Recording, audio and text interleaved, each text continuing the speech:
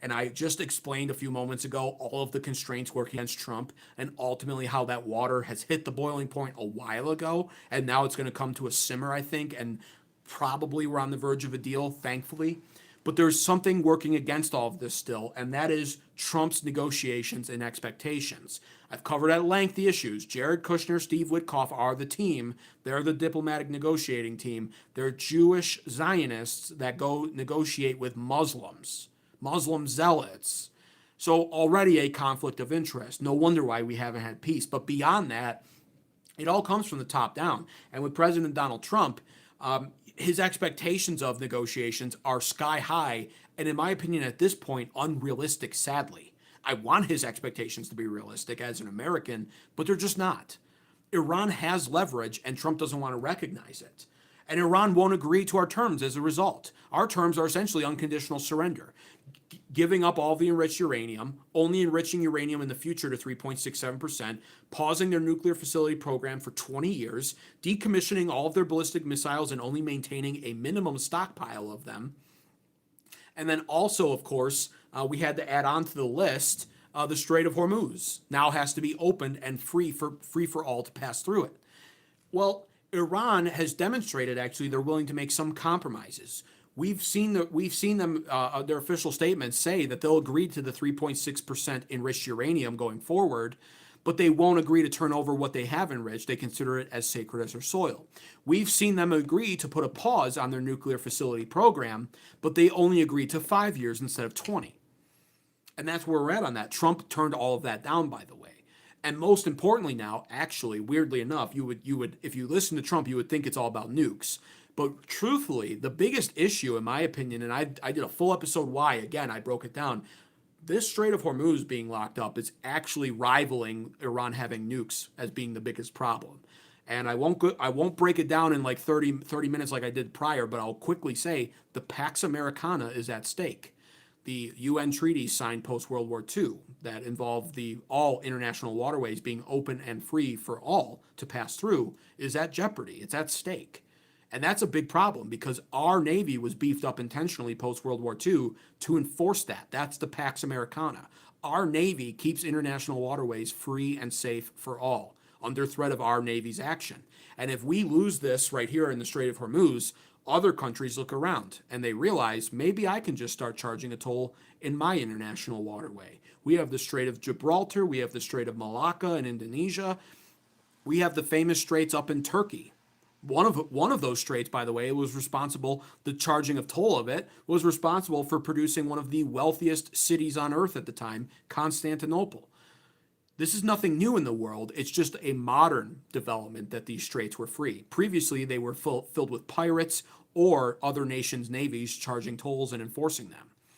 And so other countries, if Iran is permitted to get away with that, other countries might very likely just look around and say, well, shit, we'll do the same then. We can make money too. And then what? It's all gone. And the global economy boomed since World War II as a result of these international waterways being safe and protected by our Navy.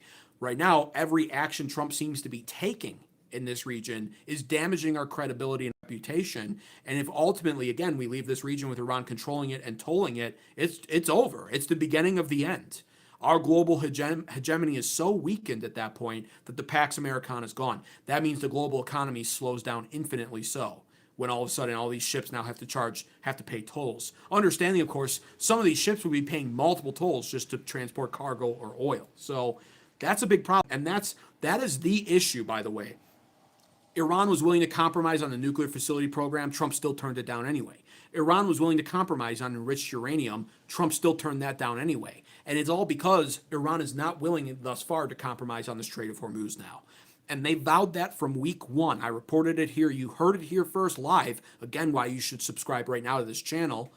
I reported on that when they announced it. They made their official statement that no matter what the USA decides to do now after hitting Tehran, that the IRGC will seek to control the Strait of Hormuz, charge a toll, and not give it up. They vowed that week one, and thus far in negotiations, they have followed through on that promise, refusing to give up the idea, especially because the genie's out of the bottle, because they've already successfully charged tolls on some ships, and they've already seen that they can make money, and they've proven that it is an effective strategy. They've proven it's concept proof. It worked already. And I've broke down the numbers in the past. $2 million per ship at a median rate of 100 ships passing through the strait per day will likely generate about $100 billion extra per year for Iran. That's 3 times the amount of money currently that they spend on their military budgets. So it's a big deal, and that's the main reason. That's the main holdup here. And Trump leaving this region within their control still is a massive, obvious global loss for the United States.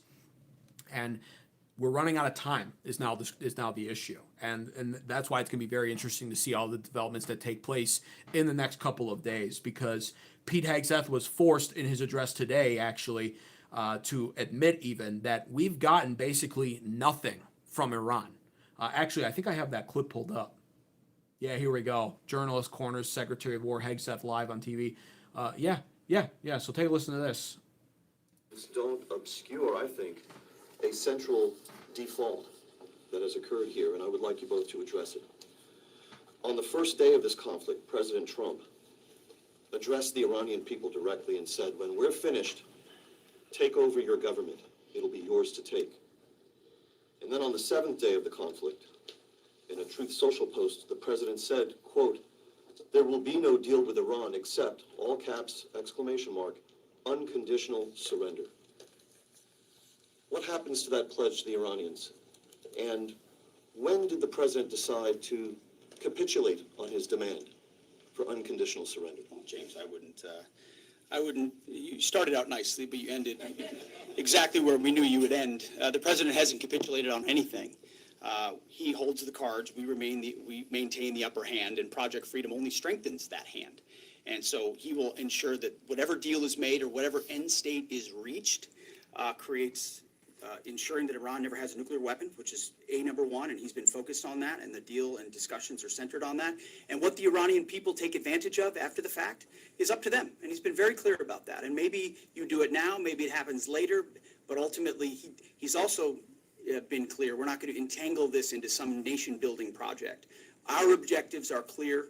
They've been pursued from day one. Hopefully the Iranian people take advantage of that. That is the one thing you can give him credit on. Trump floated the idea of Persian liberation, but he hadn't been adamant about it, thank God. Otherwise, though, it's been a disaster, and that question highlights that, and it reminds us that, yes, Trump directly stated on his Truth Social that only unconditional surrender would be appropriate and for Iran to offer to us. The only thing we would accept. That very obviously won't be the case now. We very obviously are working towards some sort of a deal with actual negotiations taking place. And that is because, like I've been saying on this channel all along, welcome to reality, MAGA cheerleader chuds. I've been saying all along, not because I want to say this, I want to be reporting the opposite in a happy sunshine fantasy world, but I give you the truth. Iran maybe doesn't have as much leverage technically, because if we sustain this for years, we crush Iran technically. But we can't do that, and that's the problem, and Iran knows it. Iran has leverage. Maybe not as much as we do, but more than enough to get outcomes in their favor to occur during negotiations. This has been obvious. They're proving it right now. They took out another cargo ship that I reported on at the beginning of this show, a French one. They can still strike. We're told their military's decimated. They just took out 4 ships in 48 hours. They struck Fujairah and took out the oil industry there. Their military's not decimated. They've been strategically implementing it and using it when it was advantageous for them to do so. They had just sent over the weekend 70 speedboats right up here to lay even more mines down in the Strait of Hormuz.